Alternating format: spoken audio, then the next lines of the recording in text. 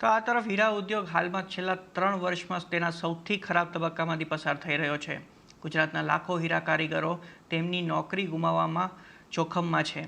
આ પરિસ્થિતિ સામે શા માટે ઊભી થઈ છે અને તેનો ઉકેલ શું છે તે જણાવી રહ્યા છે સંવાદદાતા કેતન જોશી। આવો જોઈએ।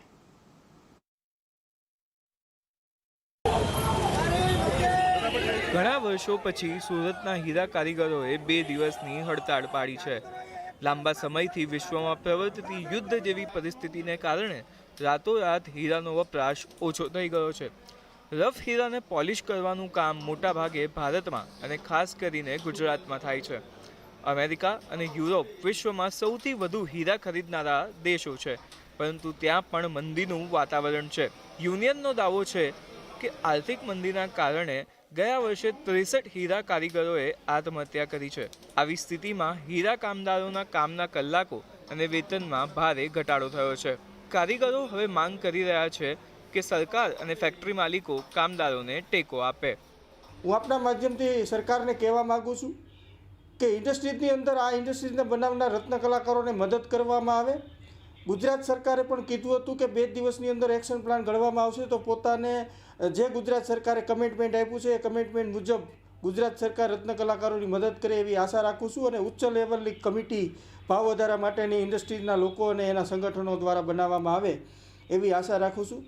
નકર આવનારા સમયની અંદર અમે અમારી લડતને ચાલુ રાખીશું ને રત્ન કલાકારો બાબતે હંમેશા અમે રત્ન કલાકારોને મદદ કરવા અને એના મુદ્દાઓને યોગ્ય સ્થાને પહોંચાડવા માટે ડાયમંડ વર્કર યુનિયન સક્ષમ છે। હીરા કારીગરોને પહેલાં 10 કલાક કામ મળતો, અત્યારે રજાઓ પડે છે 8 કલાક 7 કલાક, રવિવારે રજા આવી જાય, એકાદી વધારાની આવી જાય, બરાબર કામ થતું નહીં બરાબર। સરકારથી આ જ માંગણી છે 10-20% વધારાનું આપે અને મારું ઘર હાલી શકે। માત્ર ગુજરાતમાં જ 24 લાખ હીરા કારીગરો છે તો 20,000 કારખાનાઓ છે। દેશમાં 30 લાખથી વધુ કારીગરો છે। છેલ્લા 3 વર્ષમાં ગુજરાતમાં 30થી 40% હીરાના કારખાનાઓ બંધ થઈ ગયા છે। કારીગરોના કામના સરેરાશ કલાકોમાં 30%નો અને વેતનમાં 20%નો ઘટાડો પણ થયો છે। નિષ્ણાંતોના મતે આવા વાતાવરણમાં સરકાર ઉકેલ શોધી શકે છે। કારીગરો માટે કલ્યાણકારી યોજનાઓ 2008થી જ લાગુ કરવામાં આવી છે। 2008ની મંદીમાં રત્નદીપ યોજના લાગુ કરાઈ હતી, જેના ઘણા સારા પરિણામો મળ્યા હતા અને ઘણી બધી રાહત મળી હતી રત્ન કલાકારોને।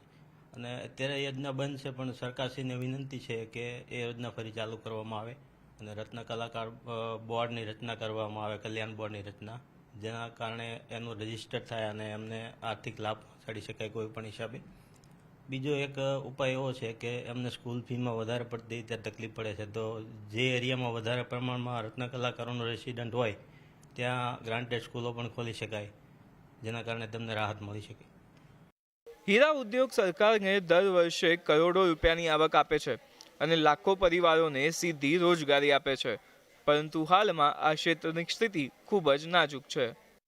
આ સેક્ટરને મદદ કરવાની એટલા માટે પણ આવશ્યકતા છે કારણ કે કામની તલાશમાં જો હીરા કારીગર અન્ય કોઈ ક્ષેત્રમાં ચાલ્યો જશે તો નવા કારીગરોને તૈયાર કરવામાં ઘણો સમય ચાલ્યો જશે અને આના માટે સરકારનું રાજસ્વ પણ જતું રહેશે અને આ સેક્ટરમાં જે ગુજરાતનો દબદબો છે એ પણ ધીમે ધીમે ઓછો થઈ જશે। કેતન જોશી, અમદાવાદ।